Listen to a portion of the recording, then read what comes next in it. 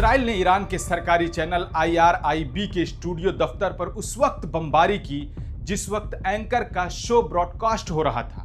दूसरी वीडियो में आप जलते सुलगते दफ्तर को बाहर से देख सकते हैं। ईरान के सरकारी टीवी चैनल IRIB की न्यूज एंकर सीमा इमामी की हिम्मत और बहादुरी को लोग सलाम कर रहे हैं। जब ऑफिस पर हमला हुआ तो कुछ ही देर के बाद वो दोबारा स्क्रीन पर लौटी और पूरे जोश के साथ कहा, इसराइल और हमला करो और वार करो, हम डरने वाले नहीं हैं, पीछे हटने वाले नहीं हैं, हम अपने वतन के लिए हर तरह की कुर्बानी देने के लिए तैयार हैं। दूसरी वीडियो देखिए, ईरानी रिपोर्टर अपने हाथों पर खून के साथ लाइव हो गया, जबकि इजरायली हमले के बाद उसके पीछे IRIB मुख्यालय जल रहा था।